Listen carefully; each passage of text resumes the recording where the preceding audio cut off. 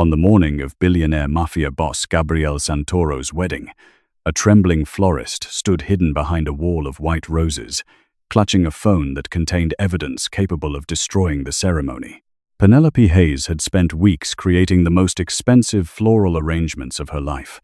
She should have been celebrating the contract that could save her struggling flower shop. Instead, she was staring at a secret that could ruin one of the most powerful men in New York. The bride wasn't in love with Gabriel. She was planning to betray him, and Penelope had proof. The problem was that Gabriel Santoro wasn't just a wealthy groom. He was a feared mafia boss whose name could silence entire rooms. If she spoke, she could lose everything. If she stayed silent, she might watch an innocent man be publicly humiliated in front of hundreds of guests. And with only hours remaining before the ceremony, Penelope was running out of time. But what happened next would change everything. Penelope Hayes never expected flowers to save her life. At 29 years old, she owned a tiny flower shop tucked between a laundromat and a discount grocery store in Brooklyn. The sign above the storefront had faded from years of harsh winters and summer heat. Half the time, one of the letters refused to light up. Business had been getting worse for months. Large online companies were stealing customers. Rising costs were eating away at every dollar she earned. Some weeks she worked 14 hours a day only to discover she had barely made enough to cover expenses. Still, she refused to quit. Flowers were the only thing she had ever truly loved. Every arrangement she created felt like a small piece of art. Unfortunately, art didn't always pay the bills. One rainy Tuesday morning, Penelope sat behind the counter studying a stack of overdue invoices while trying not to panic. The shop smelled of roses, eucalyptus, and fresh peonies. Usually those scents calmed her. Today they didn't. Her landlord had already warned her about late rent. Her flower supplier wanted payment. And her business account contained less money than she wanted to admit. She rubbed her forehead and tried calculating how many weddings she would need to survive another 6 months. The answer wasn't encouraging. That was when her phone rang. The number wasn't familiar. Penelope almost ignored it. Thankfully, she didn't. The woman on the other end introduced herself as an event coordinator representing the Santoro family. Penelope nearly dropped the phone. Everyone in New York knew the name Gabriel Santoro. Some people called him a billionaire businessman. Others called him something else when they thought nobody was listening. A mafia boss. A kingmaker. A man powerful enough to influence politicians, judges, and corporate executives with a single phone call. Nobody knew how much of the rumors were true. But everyone knew one thing. Gabriel Santoro got whatever he wanted. And apparently, Gabriel Santoro wanted flowers. His wedding was scheduled for 6 weeks later. The event planner explained that several luxury floral companies had submitted proposals. For reasons she couldn't understand, Penelope's design portfolio had somehow reached the final selection process. 2 days later, she found herself standing inside Santoro Tower in Manhattan. Everything about the building screamed power. The marble floors, the armed security guards, the private elevators, the employees who immediately stopped talking whenever certain men walked past. Penelope felt completely out of place. Her inexpensive black dress suddenly seemed childish compared to the luxury surrounding her. She instinctively tugged at the fabric around her waist. Years of cruel comments had taught her to be self-conscious. Penelope wasn't slim, never had been. Her body was soft and generously curved. Her hips were wide, her stomach rounded gently beneath her clothing. Her cheeks remained adorably full no matter how much weight she lost. Growing up, classmates had called her names. Co-workers had offered unwanted diet advice. Several dates had politely informed her she would be prettier if she lost a few pounds. Over time, she learned to smile through embarrassment, but she never truly forgot it. The conference room door opened. Penelope's thoughts instantly vanished. Gabriel Santoro walked inside. The atmosphere changed immediately. Not because he demanded attention, because attention automatically followed him. He was tall, broad-shouldered. impeccably dressed. Several men entered behind him and positioned themselves near the walls without speaking. Bodyguards. Nobody had to explain who they were. The room felt smaller the moment Gabriel arrived. Power radiated from him effortlessly. The kind of power that couldn't be purchased, only earned or feared. Gabriel barely glanced at the proposal folders. Instead, he studied the floral samples arranged on the table. For several uncomfortable seconds, Penelope wondered if she had made a mistake. Then he pointed toward a centerpiece featuring ivory roses and cascading orchids. Who designed that? His voice was calm, quiet. Yet every person in the room immediately fell silent. "I did," Penelope answered. Gabriel nodded once, then looked directly at her. "Everyone else tried to impress me." His gaze shifted back to the flowers. "You designed something that feels real." That single sentence changed everything. 3 days later, Penelope received the contract.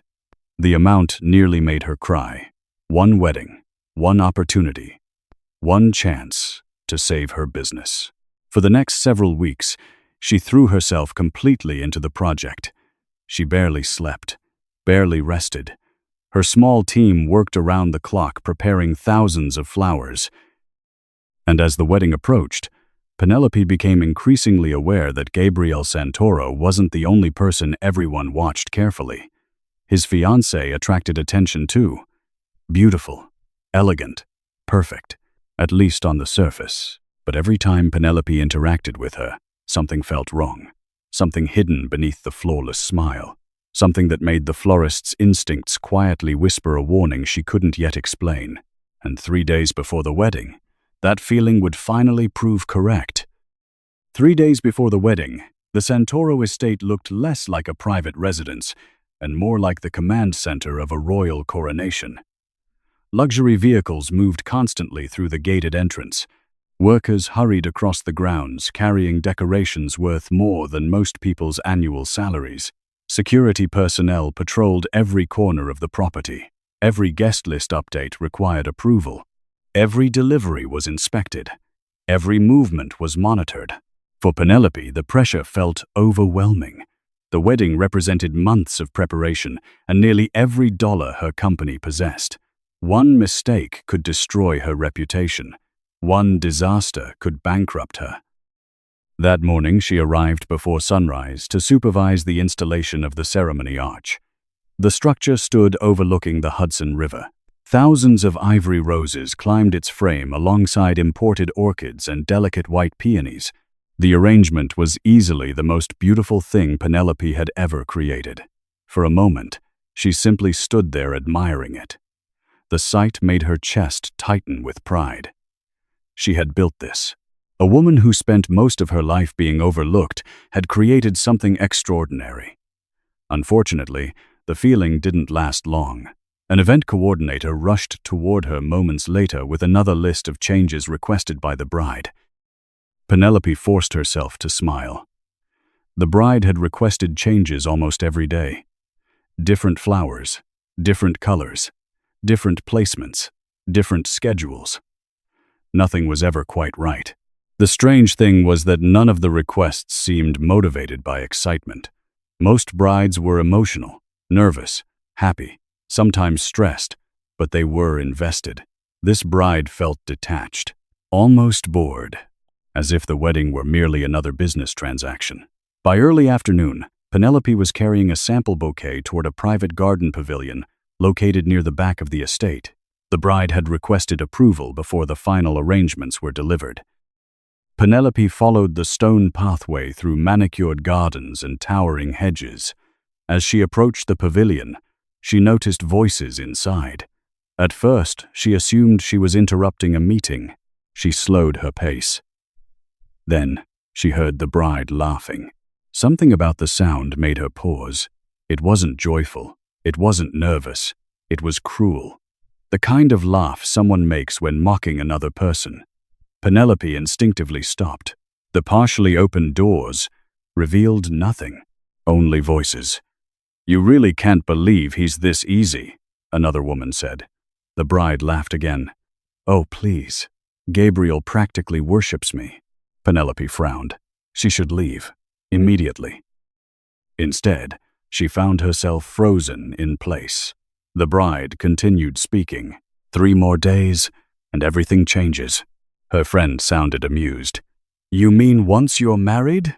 "Exactly. What about the trust?"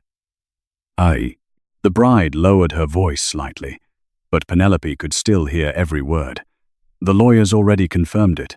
Once the marriage is official, access becomes much easier." A cold feeling settled in Penelope's stomach. She wasn't intentionally eavesdropping anymore. Now she was listening because something felt wrong. Very wrong. The friend laughed. "You've planned this perfectly." "Of course I have. What about Gabriel?" A brief silence followed. Then came the answer. "What about him?" Both women burst into laughter. Penelope felt her heartbeat quicken. The bride continued. "Do you know what's actually funny?" "What?" "He really thinks I love him." More laughter. The florist stared at the stone pathway beneath her feet. Surely she was misunderstanding. People joked. People vented. Relationships were complicated. Yet, something about the conversation felt calculated, cold, deliberate. The friend spoke again. "So when are you leaving him?" The answer came immediately. "The moment I secure what I need." Penelope's throat tightened. Every instinct told her to walk away. This wasn't her business. She arranged flowers. Nothing more. Nothing less. But then she heard another statement. A statement she couldn't forget. "I almost feel bad for him." The bride paused dramatically. "Almost." The women laughed once more. This time, Penelope physically flinched. She quietly stepped backward and left before anyone noticed her presence. The entire walk back to the main estate felt unreal. Her thoughts raced. Maybe she was overreacting. Maybe she lacked context. Maybe she had only heard fragments of a larger conversation. That had to be the explanation. It had to be, because the alternative was much worse. By evening, she was still thinking about it, while arranging flowers, while checking deliveries, while reviewing schedules. The conversation replayed endlessly inside her mind. Later that night, as workers finished decorating the reception hall, Penelope accidentally crossed paths with Gabriel Santoro. He stood near the ballroom entrance, speaking with several men in dark suits. The men listened carefully. Nobody interrupted. Nobody questioned him.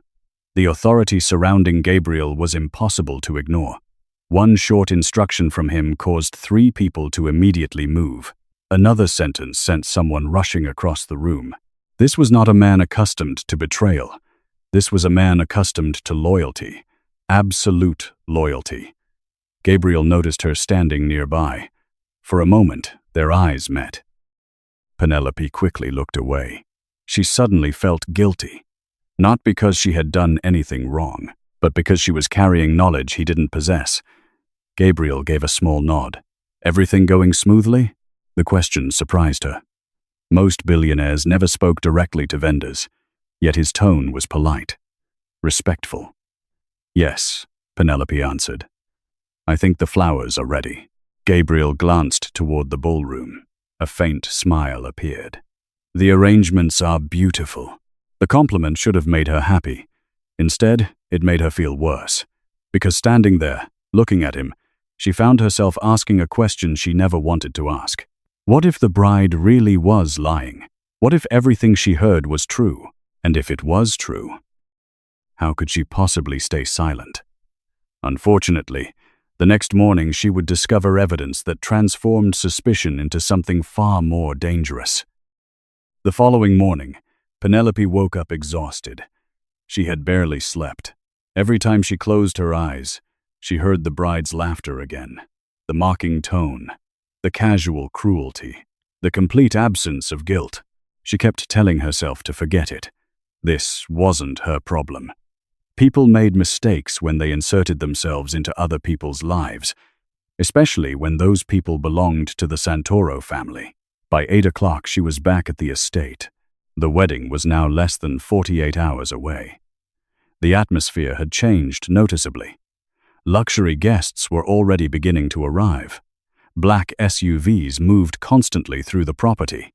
Private security doubled their presence. Even the staff seemed more nervous. Everyone understood the importance of the event. This wasn't simply a wedding. It was a gathering of some of the most influential people in New York. Politicians, business executives, judges, celebrities, and people whose wealth came from sources nobody openly discussed. Penelope spent the morning supervising flower installations throughout the estate. By lunchtime, she had almost convinced herself to stop thinking about the bride. Then, everything changed. It happened by accident.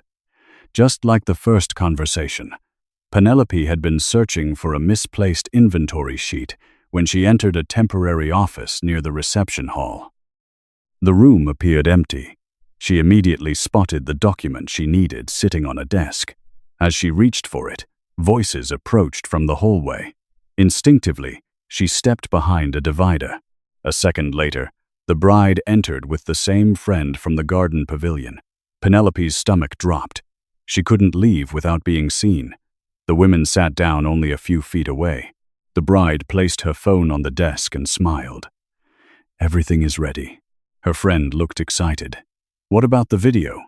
Penelope frowned. "Video?" The bride laughed softly. "Oh, that's the best part." Something in her voice made Penelope's pulse accelerate.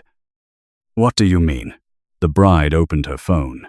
A moment later, audio began playing. The friend burst out laughing. Penelope couldn't see the screen, but she could hear enough. The video apparently contained edited footage of Gabriel, clips taken from interviews, public appearances, private moments. The editing transformed him into a joke, a fool, an obsessed man blinded by love.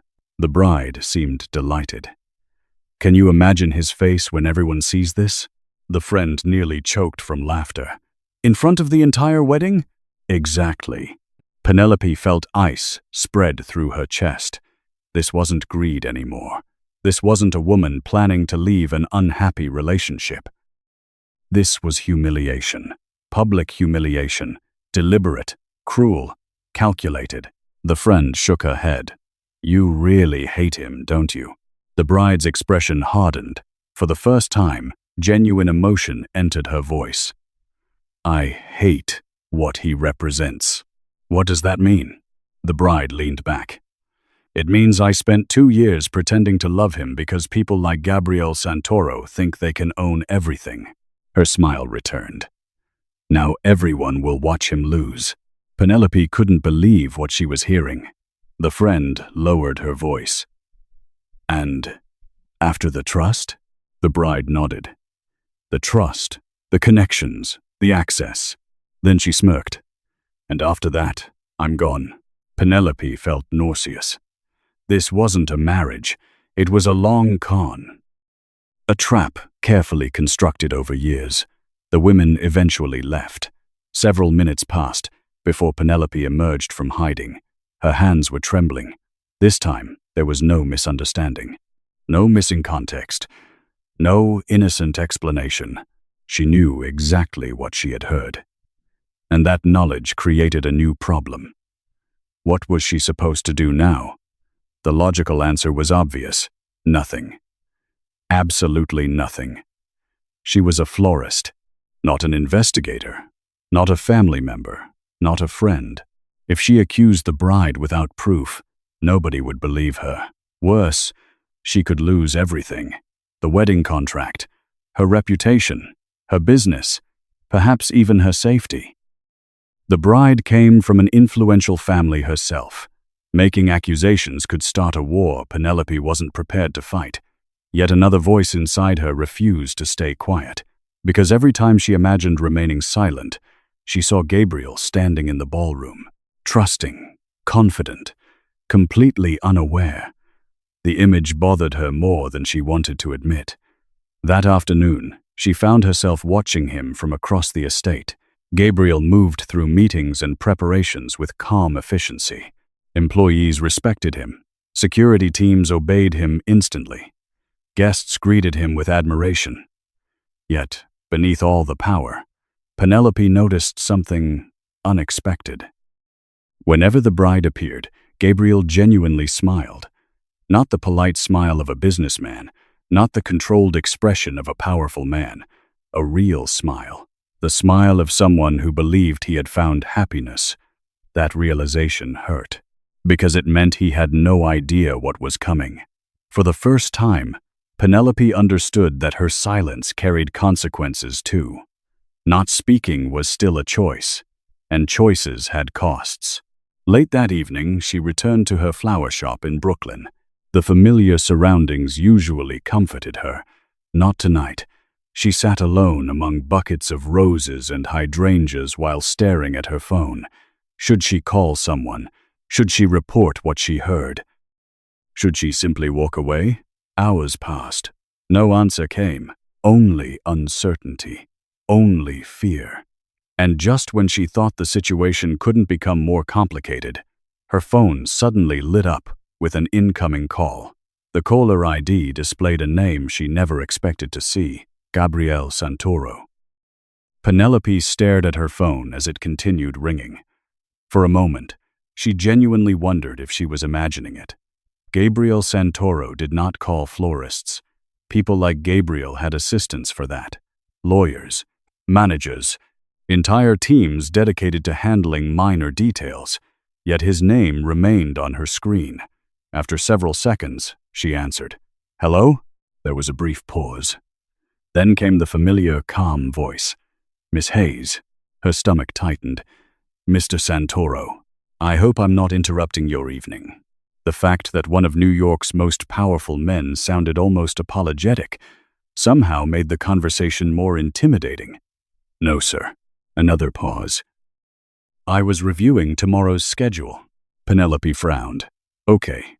The coordinator informed me you've been working nearly 18 hours a day." She blinked. Of all the things he could have called about, that wasn't what she expected. Gabriel continued. "You should go home earlier tomorrow." Penelope almost laughed. The statement felt absurd. "There are still arrangements that need supervision. They'll survive." The faint amusement in his voice surprised her. People underestimate how quickly exhaustion creates mistakes. Penelope looked around her dark flower shop. Nobody had said something like that to her in years.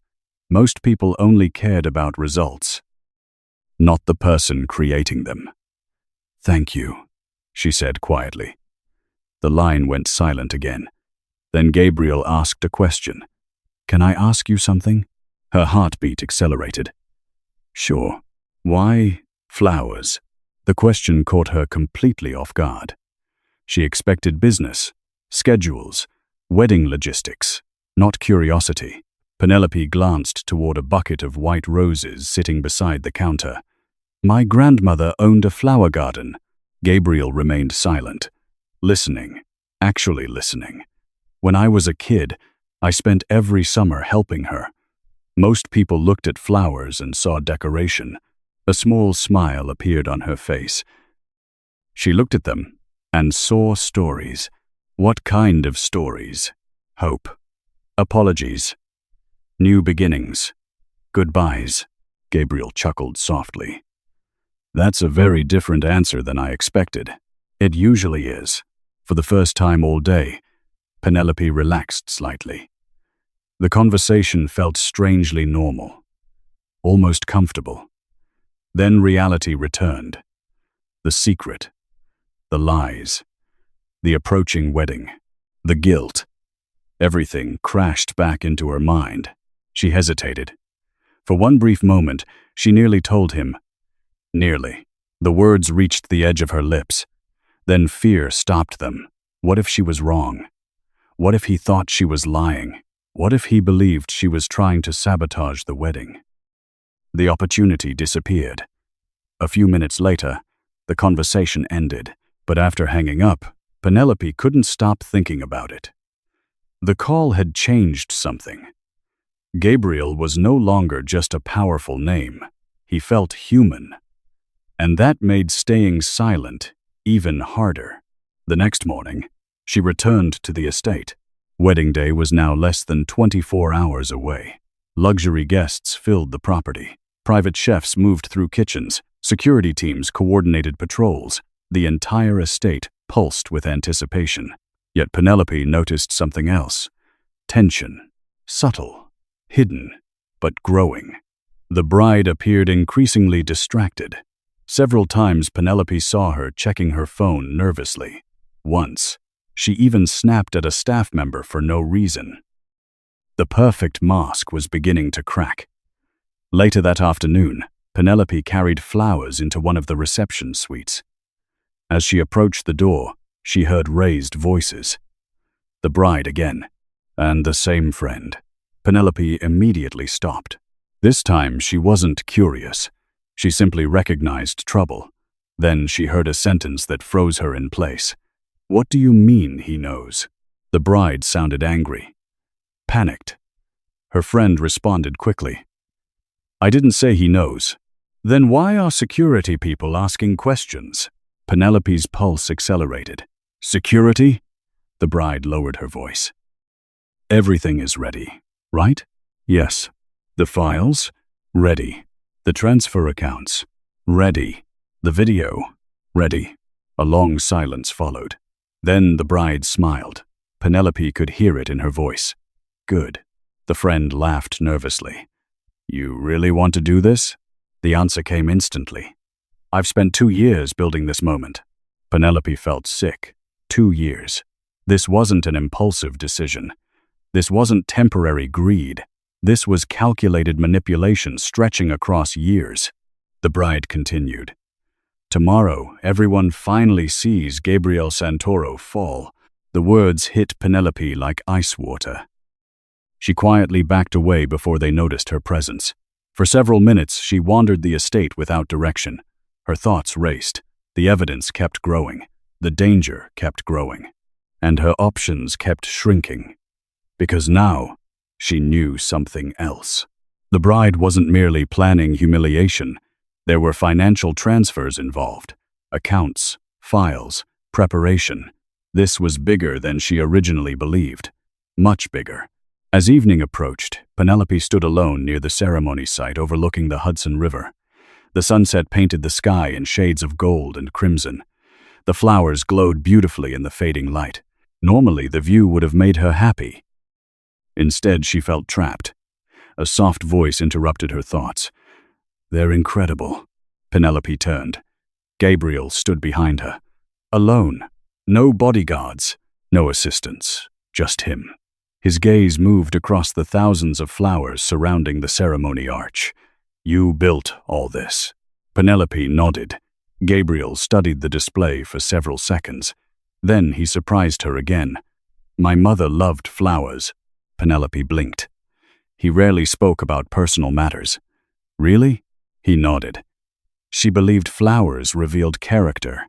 A faint smile crossed his face.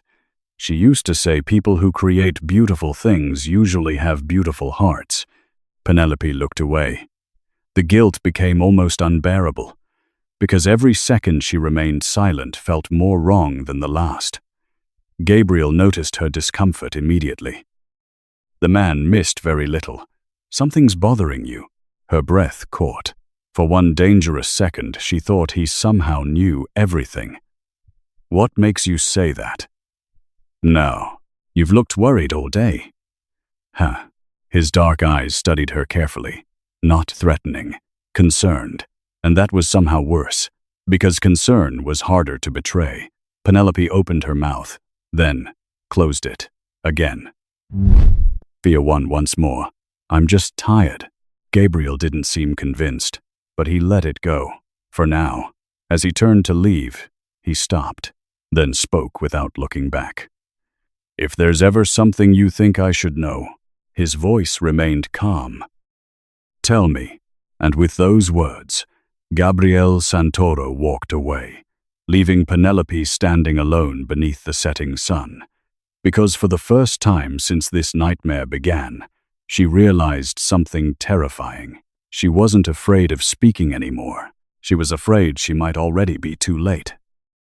Penelope barely slept that night.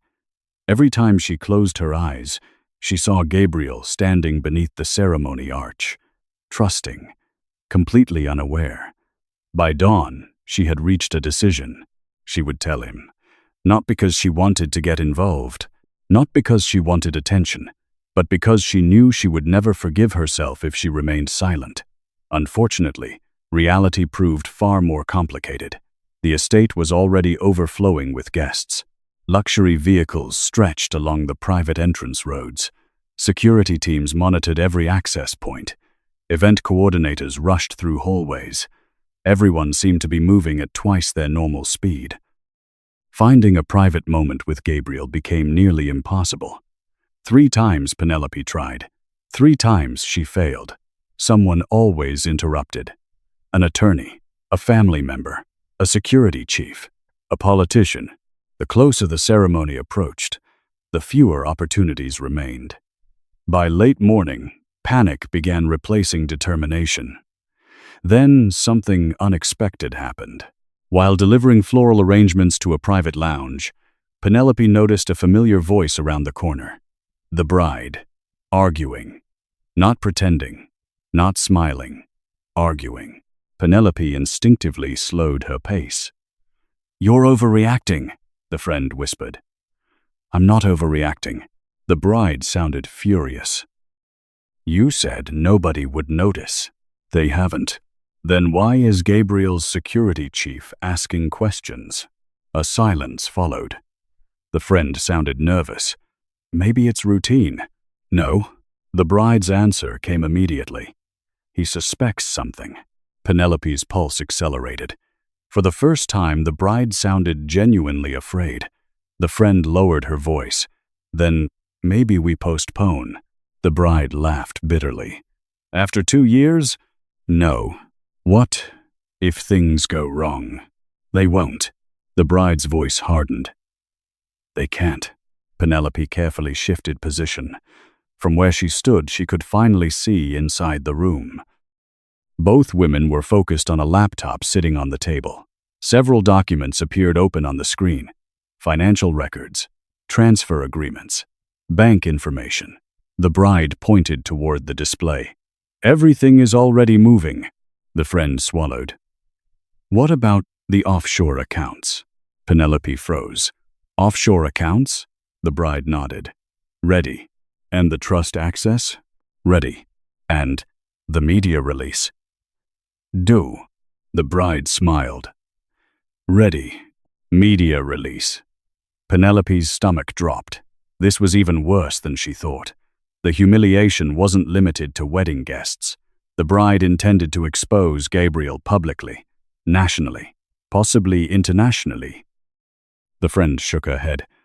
"I still can't believe you pulled this off." The bride leaned back proudly. "People see what they want to see." "And Gabriel?" A cruel smile appeared.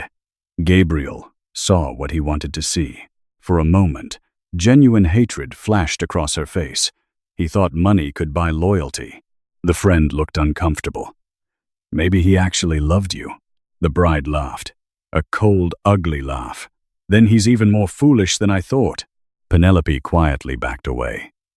This time there was no doubt, no uncertainty, no missing context. The bride intended to destroy him completely. Emotionally, financially, publicly. And now Penelope had heard enough to know the threat was real. The question was whether she could prove it. Hours later, an opportunity appeared. Completely by accident. One of the wedding planners mistakenly handed Penelope a decorative box intended for the bridal suite. When she arrived to return it, the room was empty. The bride was elsewhere. The door stood partially open. Penelope placed the box on a table, then noticed something. A laptop, open, unattended. Her heart immediately began racing. She knew she should leave. Immediately. Yet, the screen displayed something she recognized. The same financial documents from earlier. Without thinking, she stepped closer. 1 glance became 2, 2 became 10, and suddenly, everything made sense. Transfer agreements, shell companies, trust access paperwork, media contracts, prepared statements scheduled for release immediately after the ceremony. The bride had planned everything. Every detail, every step, every humiliation. Penelope's hands shook. Then she noticed something even more shocking. A folder labeled Santoro Final. She clicked it. Inside sat the video. The same video the bride had mentioned. The one intended to humiliate Gabriel publicly.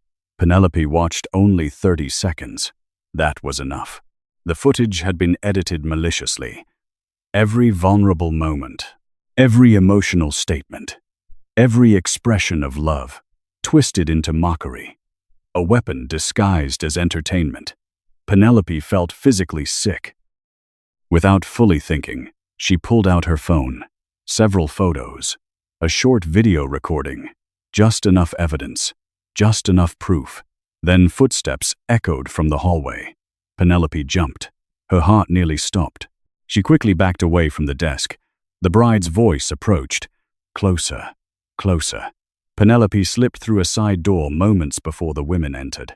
She didn't stop moving until she reached the gardens. Only then did she finally look at her phone. The evidence was there. Clear. Undeniable. Real. For the first time since this nightmare began, she possessed proof.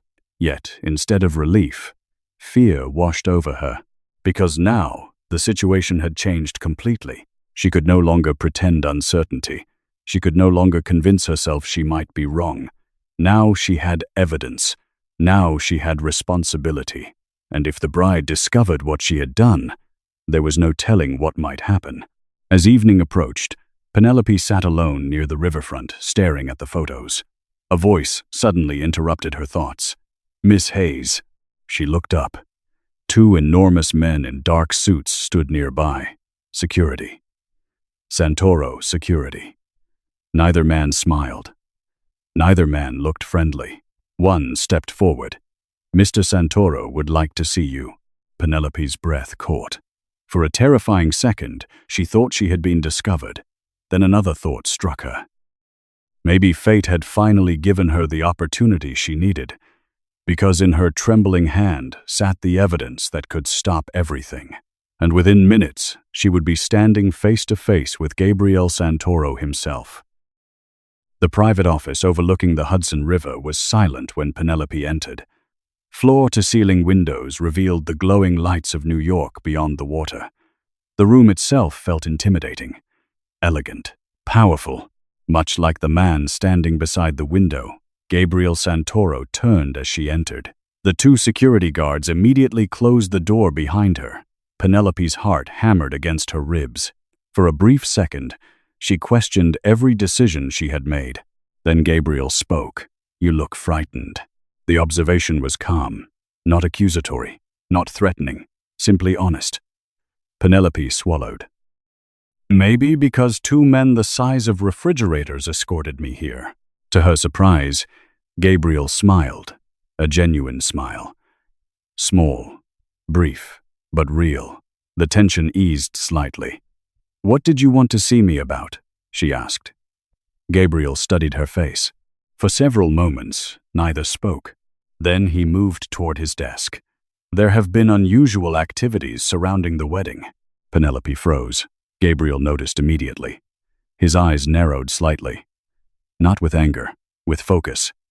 The focus of a man accustomed to reading people. Miss Hayes.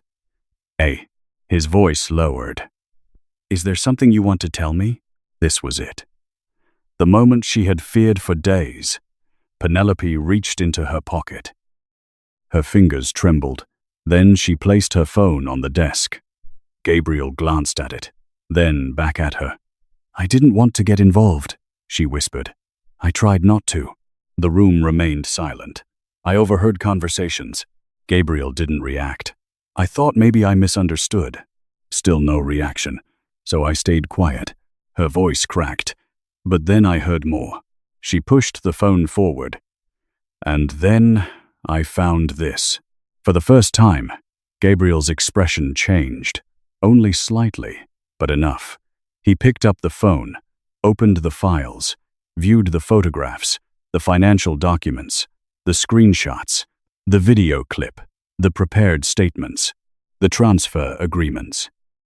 As he scrolled, the room grew colder. not physically, emotionally. The change was impossible to miss. Gabriel's face became completely unreadable, dangerously unreadable. 2. When he finally looked up, the warmth from earlier had vanished. This was not the polite groom. This was the Mafia boss, the man feared across New York, the man powerful people whispered about. The room suddenly felt much smaller. Where did you get these? Penelope told him everything. The conversations, the laptop, the recordings, the hidden plans. Gabriel listened without interruption. When she finished, silence followed. A long silence. Then Gabriel pressed a button on his desk. The door opened instantly. 3 men entered. One wore an expensive suit. Another carried a tablet. The third looked like he had broken bones for a living. Gabriel handed over the phone. Verify everything. The men immediately left. No questions, no hesitation, no discussion. Penelope noticed it instantly. Absolute obedience, the kind only the most powerful leaders inspired. Gabriel walked back toward the window. For several minutes, he said nothing. Finally, he spoke.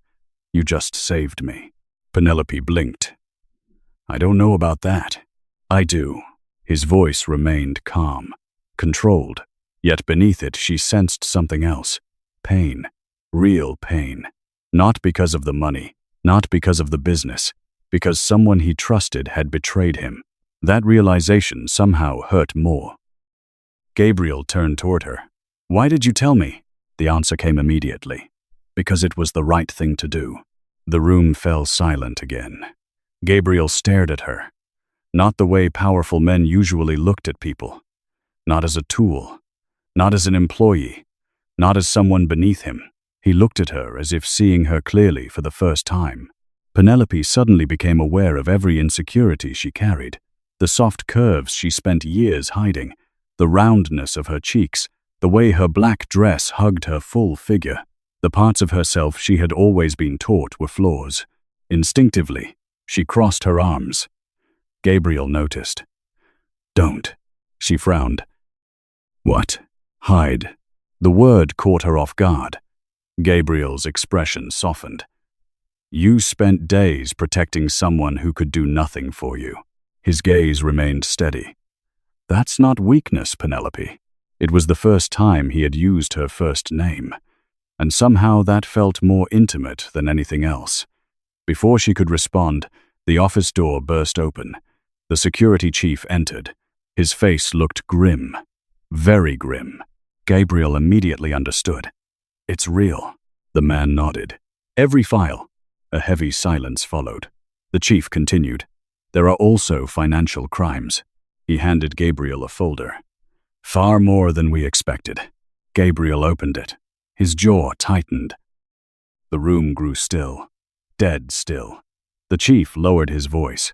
She planned to execute everything during the reception. Penelope felt sick.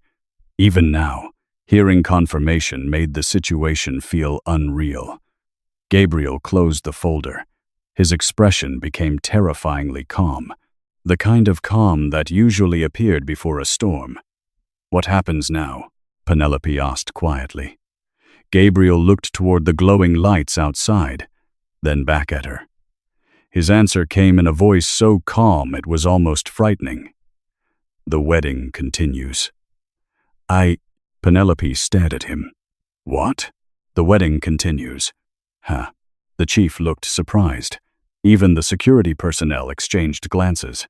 Gabriel's eyes hardened. They spent 2 years planning this. He straightened his jacket. Let's not disappoint them. A chill ran down Penelope's spine. For the first time, she realized something important. The bride wasn't the only person capable of planning ahead, and tomorrow, during the wedding ceremony, everyone was about to discover why Gabriel Santoro had become one of the most powerful men in New York. The wedding day arrived beneath clear blue skies. Everything looked perfect. Thousands of white roses lined the ceremony aisle. Crystal chandeliers sparkled beneath the reception tent. Luxury cars continued arriving every few minutes. New York's elite filled the estate. Politicians, celebrities, billionaires, people whose names appeared on magazine covers, and people whose names never appeared anywhere at all. The atmosphere buzzed with excitement. Nobody suspected what was about to happen. Penelope stood near the back of the ceremony area, trying to remain invisible. After everything that had happened, she wanted nothing more than to disappear into the crowd. Yet Gabriel had insisted she stay. "You deserve to see how this ends." Those words had echoed in her mind all morning. Now she watched guests take their seats while security quietly repositioned themselves around the estate. To everyone else, the movements appeared normal. To Penelope, they looked deliberate, planned. The bride arrived shortly before the ceremony. She looked stunning, elegant, radiant, the picture of a perfect future wife. And that was exactly what made the deception so frightening. The woman smiling for photographers had spent years planning betrayal, yet she seemed completely confident, completely certain she had already won. The ceremony began. Music filled the air. Guests smiled. The officiant welcomed everyone. Then Gabriel Santoro appeared. A ripple moved through the crowd instantly. He wore a perfectly tailored black suit. His expression remained calm, controlled, powerful. Even among New York's elite, he stood apart. Not because he demanded attention, because attention naturally belonged to him. Penelope noticed something immediately.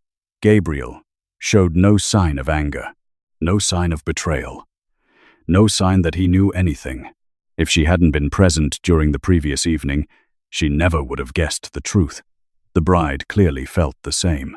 Her smile widened as she approached the altar. Everything was proceeding exactly as she expected. The vows began. Several guests wiped tears from their eyes. Cameras recorded every second. The bride delivered her vows flawlessly, beautifully, convincingly. The performance deserved an award. Then Gabriel began speaking. His voice carried easily across the ceremony grounds. Calm, steady, confident. He spoke about trust, loyalty, commitment, partnership. The irony was almost painful, yet the bride never seemed to notice. She remained convinced she controlled the situation. The officiant eventually reached the final question, the moment everyone had been waiting for. "If anyone objects to this union, speak now or forever hold your peace." Silence followed. Several seconds passed. The bride smiled. Then Gabriel raised his hand. The officiant stopped. The guests exchanged confused looks. The bride's smile faltered. For the first time all day, uncertainty appeared in her eyes. Gabriel slowly turned toward the crowd, then toward the giant projection screens prepared for the evening reception. His voice remained calm. "I object." The entire estate fell silent. Nobody moved. Nobody spoke. The bride stared at him. "What are you doing?" Gabriel didn't answer immediately. Instead, he nodded toward one of his security directors. The large screens activated. At first, guests appeared confused. Then the documents appeared. Financial records, transfer agreements, screenshots, messages, evidence, page after page. The crowd collectively gasped. The bride's face instantly lost all color. No, the word escaped her lips before she could stop it. Gabriel finally looked at her, not with rage, not with hatred, with disappointment, and somehow that seemed worse. The screens continued displaying evidence. The offshore accounts, the prepared media statements, the trust access plans, the hidden financial arrangements, everything. The bride's friend attempted to leave. Security quietly blocked her path. Panic spread across both women's faces. Guests began whispering, then openly talking, then staring. The same audience that had admired the bride moments earlier now looked at her with shock and judgment. The perfect image collapsed in real time. The bride pointed at Gabriel. "You had no right." "No right?" Gabriel interrupted softly. The softness somehow made his words more powerful. You spent 2 years lying to me." The crowd went completely still. "You planned theft." Another screen changed, displaying additional evidence. "You planned fraud." Another document appeared. "You planned public humiliation." The final video file appeared. The edited footage intended to destroy him. The bride's confidence shattered completely. For the first time, she looked afraid. Truly afraid. The officiant quietly stepped away. Nobody was thinking about a wedding anymore. The ceremony had become a public reckoning.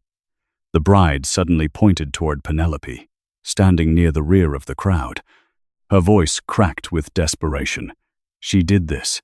Hundreds of eyes instantly turned. Penelope froze. The attention felt overwhelming, humiliating, terrifying. Years of insecurity rushed back at once. Every cruel joke, every judgmental stare, every moment she had wished she could disappear. The bride's voice rose. That florist ruined everything. For one terrible second, Penelope thought the crowd might believe her. Then Gabriel stepped forward. Immediately.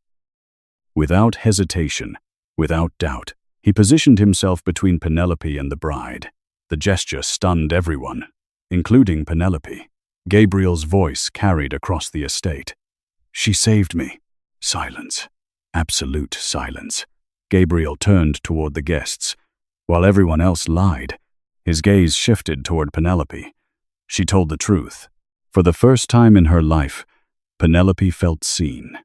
Not for her appearance, not for her size, not for her insecurities, for her character, for her courage, for who she actually was. The bride's family quietly left. Security escorted several individuals away. Lawyers immediately became involved. Investigations would follow. Consequences would follow. Justice would follow. But none of that mattered to Penelope in that moment, because the nightmare was finally over. Several hours later, the guests had departed. The decorations remained. The flowers remained. The sunset painted the Hudson River gold. Penelope stood alone beside the ceremony arch she had built. She thought about returning to Brooklyn, returning to her normal life, returning to her struggling flower shop. A familiar voice interrupted her thoughts. "You never got paid." She turned. Gabriel stood behind her, this time without security, without assistance, without an audience. Only Gabriel. Penelope laughed softly. "I think there were bigger issues today." Gabriel smiled, then handed her an envelope. Inside was a check, a very large check, much larger than the original contract. Penelope stared at it, speechless. "You don't have to do this." "I know." His answer was immediate. Then he stepped closer. Not enough to intimidate, just enough to be honest. "I'd like to take you to dinner." Penelope blinked. For years, she had watched beautiful women receive attention effortlessly. Women who looked nothing like her.